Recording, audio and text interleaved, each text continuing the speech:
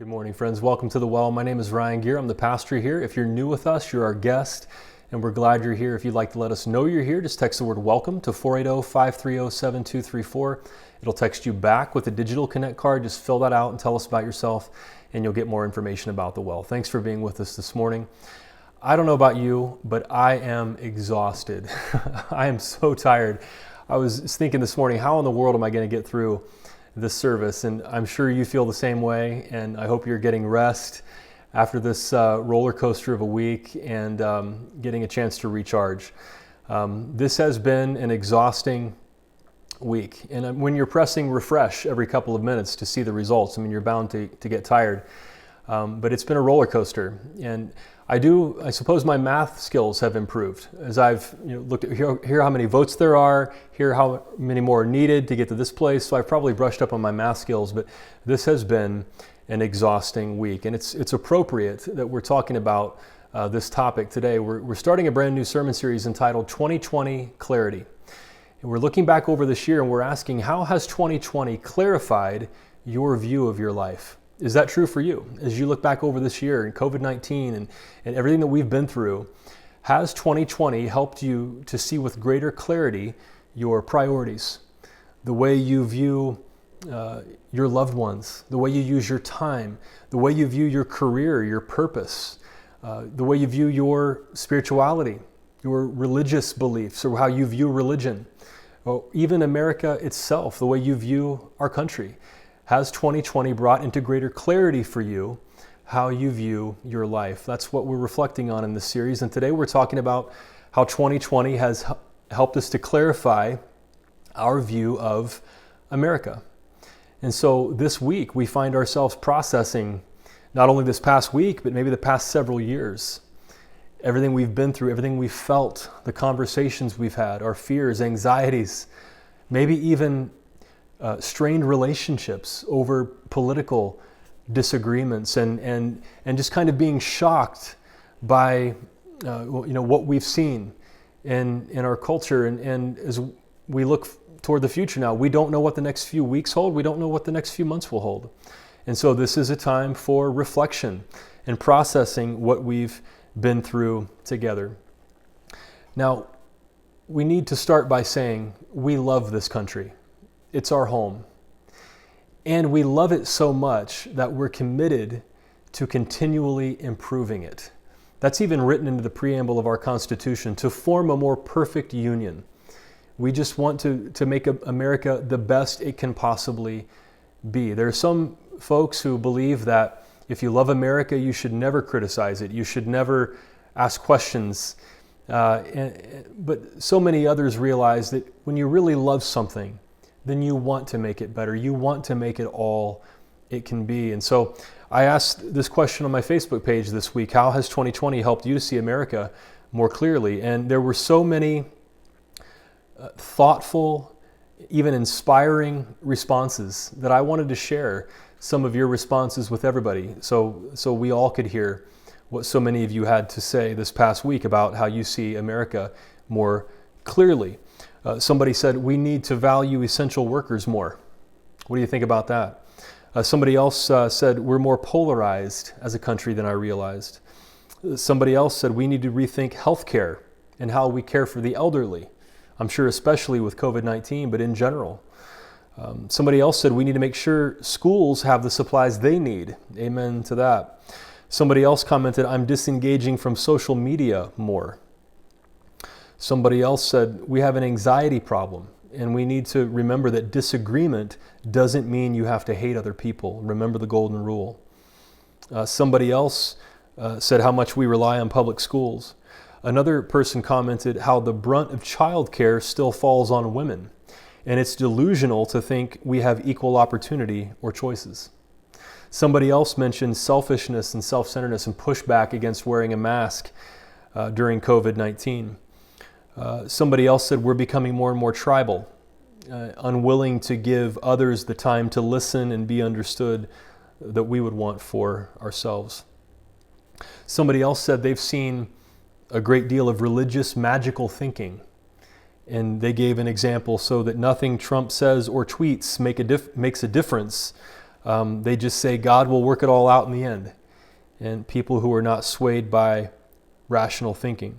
Somebody else said education reform is desperately needed. Somebody commented it has reinforced our choice to live child-free. Somebody else said racism is more prevalent than I ever realized. Just a couple more. Somebody commented the reporting of votes in this election has seemed like a game show or a sports contest. Somebody else said, we are a deeply divided nation. There's a great deal of anger in our country. We are increasingly alienated from and distrustful of those on the other side of the political divide. The divisions are linked to our preferred news source, but is that a causal relationship or an indicator of another source of our differences? A couple more. Somebody else, quoting Richard Rohr, said, I believe that fear is almost always behind hate. Sometimes it looks like control, but even control freaks are usually afraid of losing something. And then one more. Someone commented, looking at the red-blue map, it becomes obvious that the real divide in our country is rural versus city. It is no longer east versus west or north versus south. And that fundamentally boils down to a mindset in education. There's a level of tolerance that comes from rubbing elbows with people unlike yourself and your family. I just thought those comments were insightful, and I wanted to share them with everybody. Thank you to those of you who commented. And so the question that I have heard more than any other this week from people in their most honest moments is, how in the world was this election so close? Have you been asking that question? How in the world was this such a close election? I mean, it took several days to count the votes. Of course, that was connected to mail-in ballots because of COVID-19, but it did go down to the wire, and there's a margin in the popular vote, but it's closer than what many people thought it would be. The truth is, lots of Democrats thought there would be a blue wave, lots of Republicans thought there would be a red wave. We assumed that more people would see the world and vote like we do. We thought there would be this come to Jesus meeting, so to speak, and that we would all agree, and of course that means that everybody would agree with us. And it turned out that we are still a divided nation. And we're trying to process that together.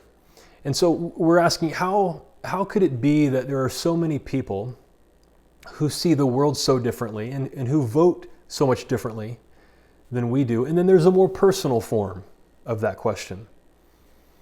How can I relate to people who see the world and vote so much differently than I do? You've probably had conversations over the past few years that have shocked you, that have disappointed you, that have hurt you. And you heard somebody say things that you didn't know they believed. And it was disappointing. And maybe you've reached the point in some relationships where you just had that final conversation and you were just like, you know what, I'm done. I just can't do it anymore. And maybe even this week, it struck you all over again, you know, how divided we are. And you just think, how could I relate with people who see the world and who vote so much differently than I do? And so as we start this series, 2020 Clarity, I just want to share 3 things from the teaching of Jesus, from the Sermon on the Mount, actually, Matthew chapters 5 through 7, that I think help those of us who want to follow Jesus Christ work through that question. And of course, it's a process. We're going to be in this for quite a while, probably.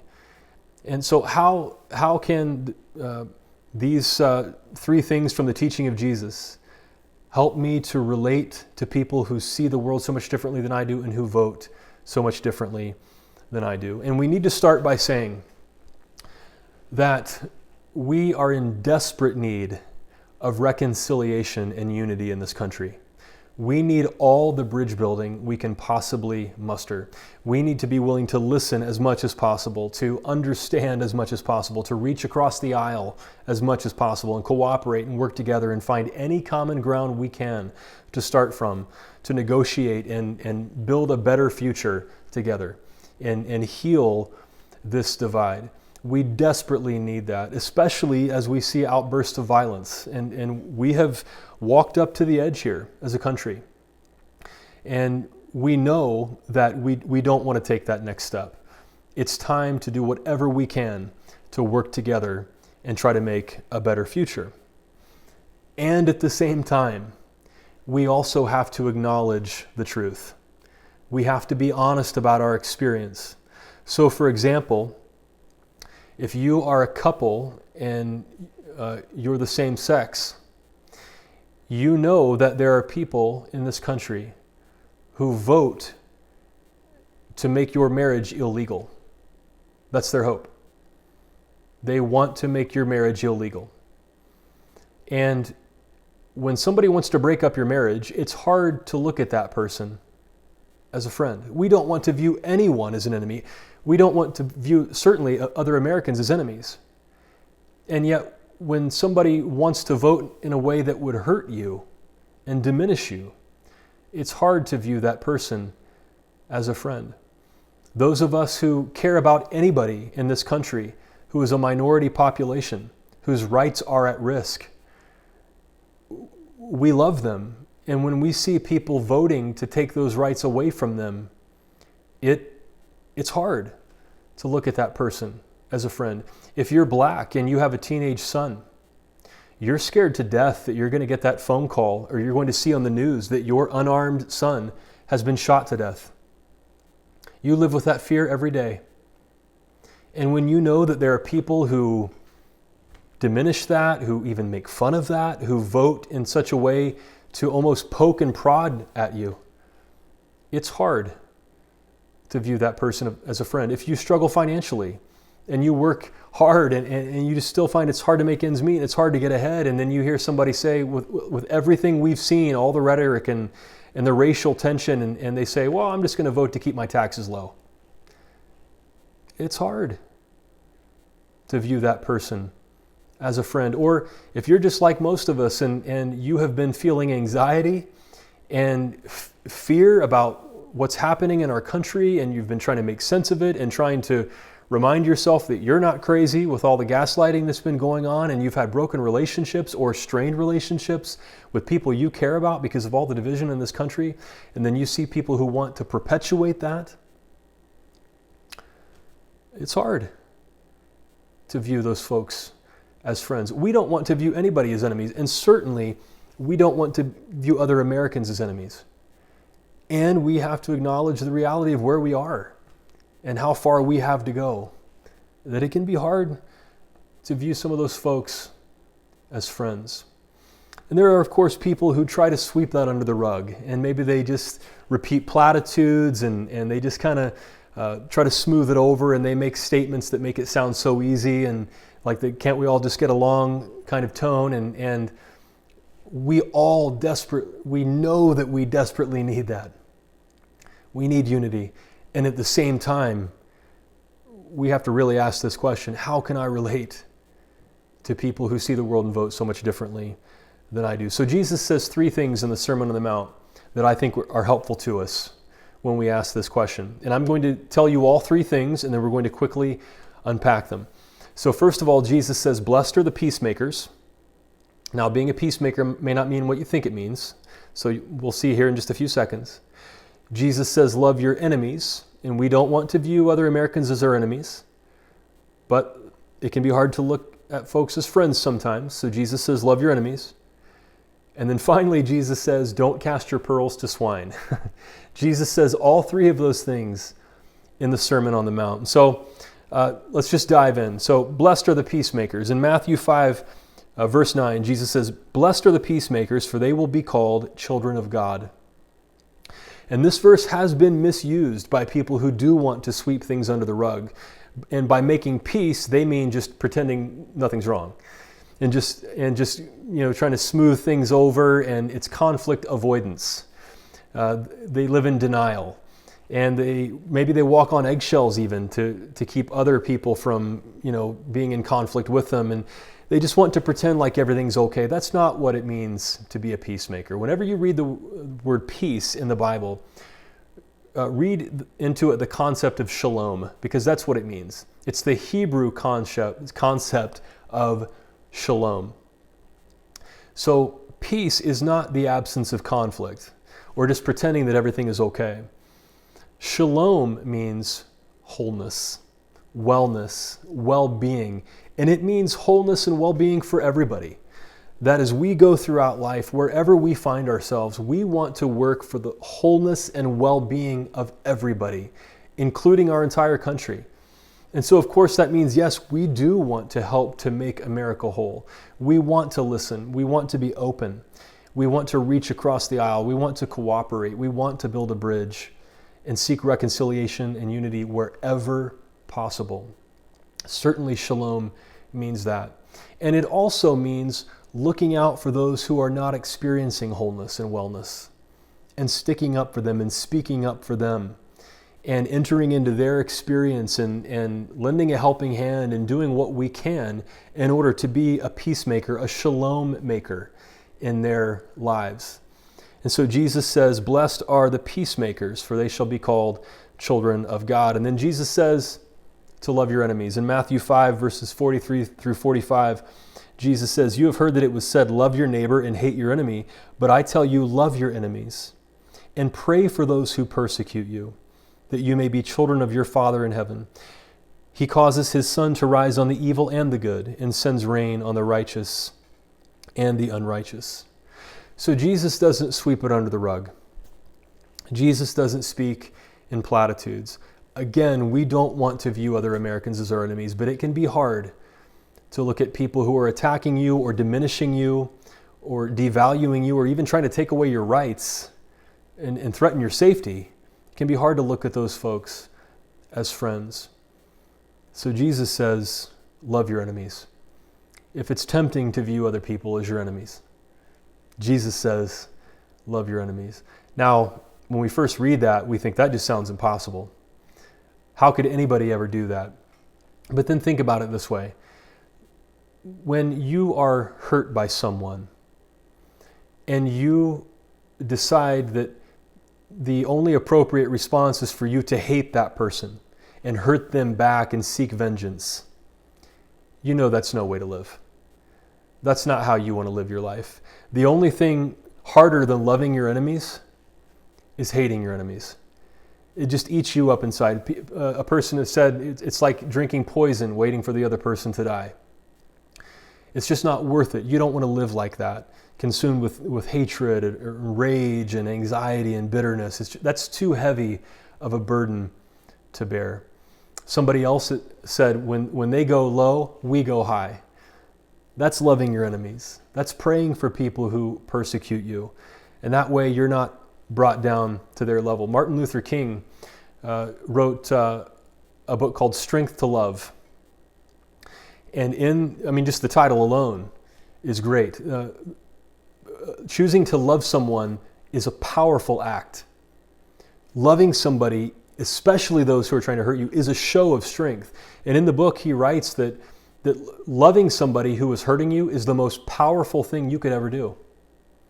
And the truth is that if somebody is attacking you and they hate you or they're diminishing you or they're voting to take away your rights, and loving that person in return actually puts you in the place of power. If you choose to love people, they have no power over you. And so actually loving somebody takes strength. We can have the strength to love. So Jesus says, even though we don't want to view people as our enemies, if it's hard to view them as your friends, we can love our enemies. And then finally, Jesus says, don't cast your pearls to swine. So Jesus says, be a peacemaker, a shalom maker, love your enemies, pray for people who hurt you, and at the same time, we want to live wisely, and Jesus says, don't cast your pearls to swine. So what does that mean, first of all? If you woke up asking yourself the question, what animal should I toss pearls to? Well, don't toss them to pigs. Now you know. Don't cast your pearls to swine. It's a mysterious teaching. There are lots of interpretations, but one face value interpretation is don't share what is valuable to you with someone who does not appreciate it. All they'll do is trample it and then turn and hurt you. Let's read it. Jesus says in Matthew 7, "Do not give dogs what is sacred. Do not throw your pearls to pigs. If you do, they may trample them under their feet and turn and tear you to pieces." In the ancient Middle East, they weren't dog lovers the way that we are. They saw dogs as dangerous, and Jewish people saw pigs as unclean. The Jews of Jesus' time actually referred to the Romans who were occupying their land as pigs. And so throwing your pearls to swine is sharing a part of yourself, something, your emotional energy, sharing your views, sharing your time with people who don't appreciate you or what you have to say or what you have to give. And in fact, not only do they not appreciate it, they trample on it, and then they personally attack you. Have you had conversations like that over the past few years? Have you had those experiences? Now, of course, just disagreeing with us doesn't make somebody a pig. We don't want to be the kind of people who are closed and refuse to listen to other people and learn and be open in life. We don't want to live that way. And so disagreeing with us does not make somebody a pig. But you probably have had experiences like this with people that you trusted and you were shocked by their response. And it's like they took something of value and they trampled on it. And then they hurt you. And Jesus says, we want to be peacemakers. We want to love our enemies. And we don't want to cast our pearls to swine. Maybe that's some kind of help as we're asking this question. How do we relate to people who are so different than us and who vote so differently than we do? Some people you love from a distance. Maybe that's helpful. We're not violent. We don't attack them. We're not closed off. We need to talk more. We need to reach across the aisle more. We need to build more bridges. And at the same time, we can recognize when that other person is not interested in doing that. And we can set appropriate boundaries and just decide, I'm not going to cast my pearls to swine. So I have a trivia question for you. And this trivia question pertains to late 70s, early 80s sitcoms. So if you feel like you have some expertise in that area, get ready to type. Okay, I'm gonna give you a clue about a late 70s, early 80s sitcom. And if you know the name of that sitcom, I'm gonna ask you to type that in the comments as fast as you can. Okay, we'll see who gets it first. So a late 70s, early 80s sitcom. The clue I'm going to give you is I'm going to quote from the theme of the show. And if you know what show I'm referring to, what sitcom I'm referring to, get ready to type that in the comments. All right, are you ready? Okay, here's how the intro theme to this sitcom goes. 1, 2, 3, 4, 5, 6, 7, 8, Schlemiel, Schlemazel, Haas and Pfeffer Incorporated. What sitcom am I referring to? If you know it, type it into the comments.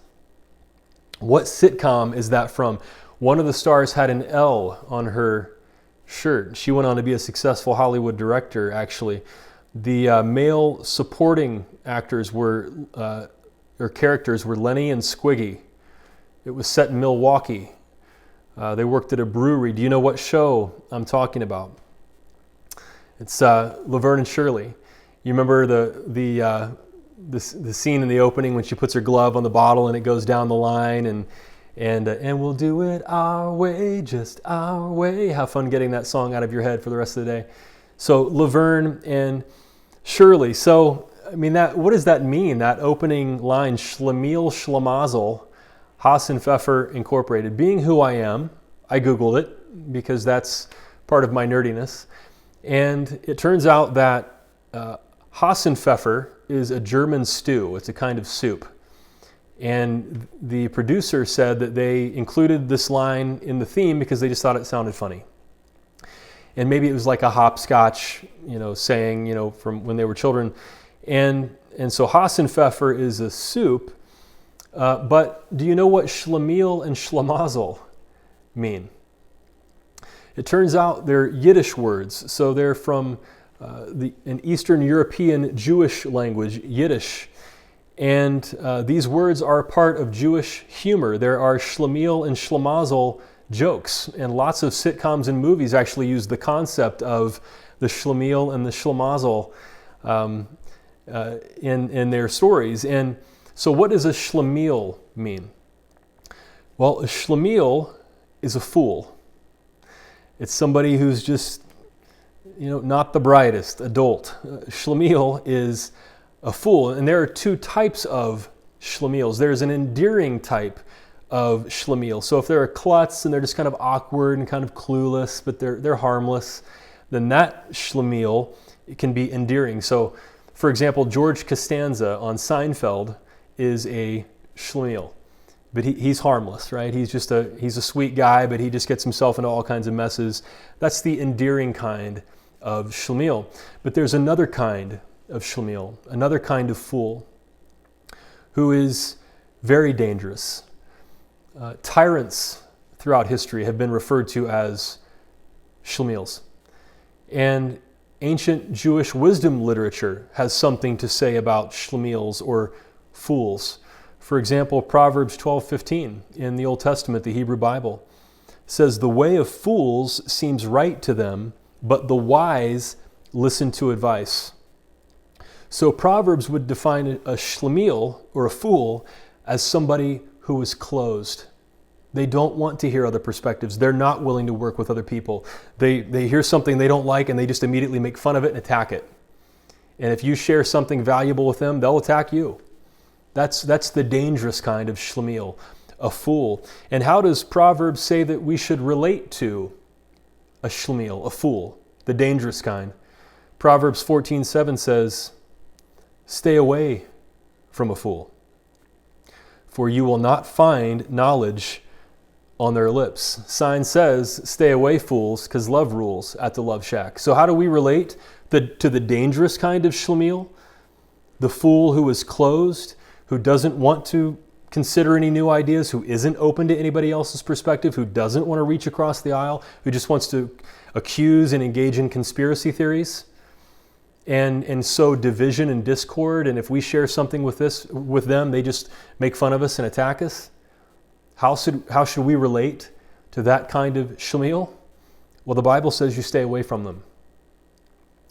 That's the kind of schlemiel Jesus is talking about when he says, "Don't cast your pearls to swine."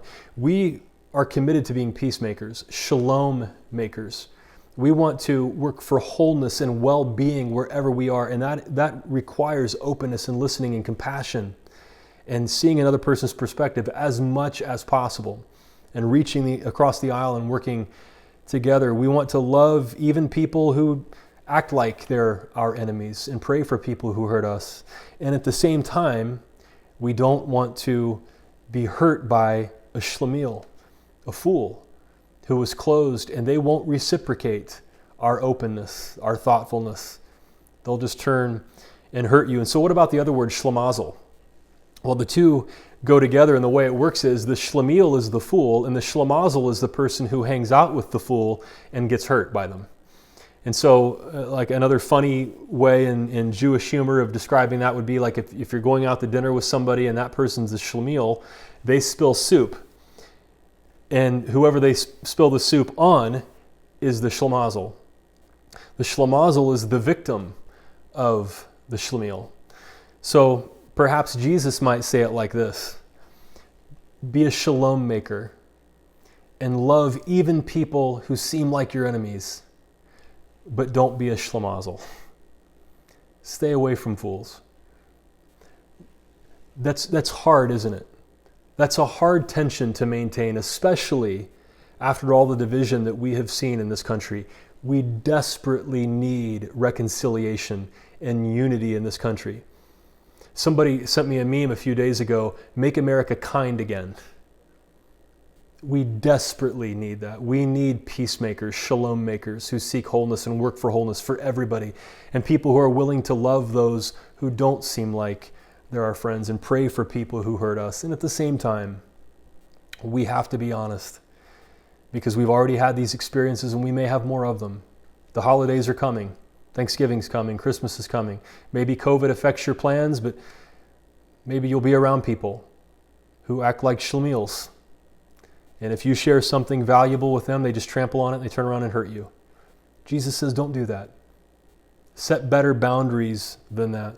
So we choose the place of power and loving and peacemaking, and at the same time, we're people who know how to set appropriate boundaries and not let ourselves be hurt by people who are closed to that. We want to make our country better. We love America so much that we want to help to continually to improve it, to form a more perfect union. We're a nation of immigrants. We're a nation that values equality. In our Declaration of Independence, we say that we hold these truths to be self-evident, that all people are created equal, and they have rights to life, liberty, and the pursuit of happiness. Those are uniquely American ideals, and we want to always strive toward those ideals. And so maybe these things from the Sermon on the Mount for followers of Jesus are helpful as we ask how we can relate to people who see the world so differently and vote so differently from the way we do. I want to close with something that happened to me this week that, for me, illustrated the greatness of America, that reminded me of why this country is great. I have a day job, and part of my day job is talking to people from all over the country, and sometimes they don't speak English. And so when that happens, I get an interpreter on the line, and we have a conversation, and we come to a solution. And this week, I was talking to a couple who were first-generation immigrants to the United States. And they are Spanish speakers, and got the interpreter on the line. And we had a good conversation. But I found over time that with folks who are first generation to the United States, there are a lot of barriers to overcome. There's obviously the language barrier, and there can be trust issues at times as we talk. Not always, but sometimes there can be a little bit of suspicion. That is because people who are new to the country do tend to get taken advantage of more because they're new. They're seen as targets at times by some people.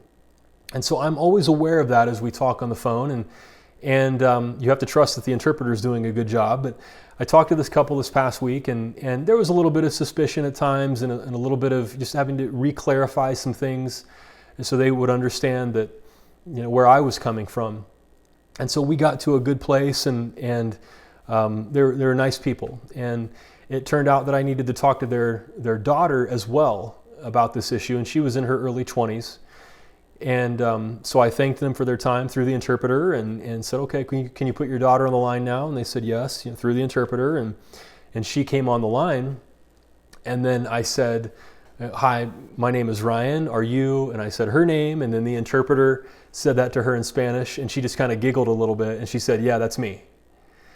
And I said, oh, okay, you don't really need the interpreter, do you? And she said, nah, I'm good. And so I said, okay, interpreter, you can drop off the line. We're good now. And then we had a conversation in perfect English, and it was a smooth conversation. We came to a solution very quickly, and it worked out great. And even as I was talking to this family, especially after she came on, and I could see the difference between a first generation person in the United States and the second generation, it reminded me of the greatness of this country. This couple that I was talking to, at one point when their daughter was little, they decided that they wanted to bring her to a place where she could experience a better life. And they immigrated to the United States, and they have had their struggles. There is the language barrier, there's the barrier of people trying to take advantage of them. Being in a new place, it's harder to make connections, it's harder to get ahead financially. You just have advantages after you've been in a place for a long time that you don't have when you're new. And they faced barriers and obstacles, and I'm sure some hardship. I'm sure they could tell some stories. But their daughter will not have those same barriers. She's second generation. They brought her here to experience a better life, and she is going to have a better life than her parents, which is the dream of every parent. That you can put your children in a place where they will do better than you. And they gave that gift to their daughter, and they sacrificed, and they've been through everything they've been through in order to give that gift to her. and she's doing great in life, and she has a very bright future. And that story reminded me of the greatness of America. Then unless you're a Native American, we're all immigrants to this country. We came from somewhere else geographically. And right now, we come from somewhere else metaphorically, politically, in our views. We come from many different places. But this is a country that welcomes the immigrant, or as Matthew would put it, welcomes the stranger, welcomes people who are seeking a better life. And we're all trying to do that right now. Yes, we're coming from different places, but we're all coming to the same space, this country. And we're trying to work out what a better future would look like. And we're at a very difficult time right now. But we're in a place that is great, because it's a place that welcomes people from all over the world and people from all over the spectrum in our views. And it's understood that we're going to disagree, that there's going to be harm done at times. That's happened in the past. There's been horrible injustice committed in this country that we are just now beginning to reckon with. But this is a place, at least in our highest ideals, where we welcome each other to come from wherever we're coming from and meet together and try to create a better life. I want to close with this poem that you're familiar with. It's by Emma Lazarus. She wrote it in 1883. It's called The New Colossus, and it's engraved on a bronze plaque on the pedestal of the Statue of Liberty. Let's read that together. Not like the brazen giant of Greek fame, with conquering limbs astride from land to land, here at our sea-washed sunset gates shall stand a mighty woman with a torch, whose flame is the imprisoned lightning, and her name Mother of Exiles. From her beacon hand glows world-wide welcome. Her mild eyes command the air-bridged harbor that twin cities frame. Keep, ancient lands, your storied pomp, cries she with silent lips.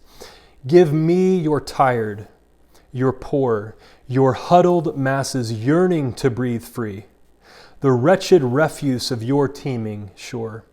Send these, the homeless, tempest-tossed, to me. I lift my lamp beside the golden door. We are a nation of immigrants. We're a nation that welcomes people from all over the world and people from all over the political spectrum. And we've come together here to make a better life. America is great. God bless America. Will you pray with me? God, thank you for these scriptures, all from the Sermon on the Mount, that instruct us on how we can relate to people who are so different from us and who vote so differently from us. In this divided time, we're asking ourselves, how do we find a way forward? How do we work together with people who are willing to work together? How do we overcome our divisions? How do we heal these wounds? Over the next few weeks and months, we don't know what we'll face, but we do have these words of Jesus as our guide. God, we want to be peacemakers. We want to be shalom makers and work for the wholeness and wellness of all people. We don't want to view other Americans as our enemies. But sometimes it's hard to see people who are hurting us as friends. Help us to love them even when we feel like they're our enemies, and help us to pray for people who hurt us. And we can have the strength to love. And God, help us to live wisely, even as we go into this holiday season with friends and family, to not cast our pearls before swine, so to speak, that we just make sure that when we share what's valuable to us, we're sharing it with somebody who values it like we do, and not somebody who's going to trample it and then attack us. We're worth more than that. You've created us with dignity, and so we want to work for the wholeness and wellness of everyone in this great nation of America. In Jesus' name. And everybody said, amen. Thank you for being with us this morning, friends. If you're new with us, feel free to let us know. Just text WELCOME to 480-530-7234, and you'll get more information about the well. You can also find more information about the well at our website, wellchurch.org, including our children's ministry, Well Kids Online. We have 3 age-appropriate videos that are published every Friday morning, and so we don't want to forget about our kids during the shutdown. So if you are a parent or grandparent, aunt, uncle, mentor, feel free to share these videos or their links, and let's not forget about our kids during the shutdown. And then there's a way for us to reach out as well through our message board and our Facebook page. If you want to just communicate with other people, ask questions, vent, share how you're doing, maybe process and talk about some of these things that we've been reflecting on this morning, feel free to share on the Well message board. And then we're trying something new. Since the COVID-19 shutdown in mid-March began, we've been online only. And so November 22nd, the Sunday before Thanksgiving, we're going to try an experiment of outdoor worship service. And it's at a park called Tumbleweed Park here in Chandler. And so if you'd like to participate, we're going to practice physical distancing. Everybody's going to wear a mask.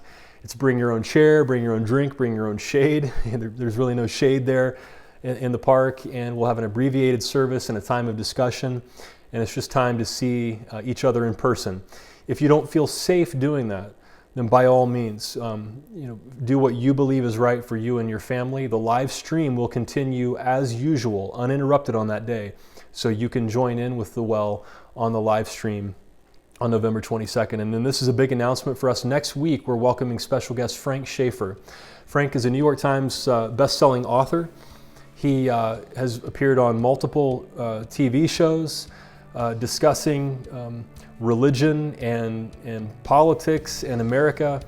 Frank was a part of the religious right in the 1970s. He was an influential leader that helped to create this fusion of religion and politics in the United States, and he since has walked away from that. And so he has a unique perspective on our country, and next week we're talking about how 2020 has helped us see our spirituality with greater clarity as people who want to follow Jesus Christ. And so Frank is going to be sharing his perspective. Invite friends and join us next week for special guest Frank Schaeffer. And then finally, thank you to those who give to the well. We couldn't do it without you. We appreciate you. The offering is not for people who are new. It's for people who say, this is my home church and I want to support it. Thank you for giving. So I hope you can get some rest, get some sleep this week, and we'll see you back next Sunday for special guest Frank Schaeffer.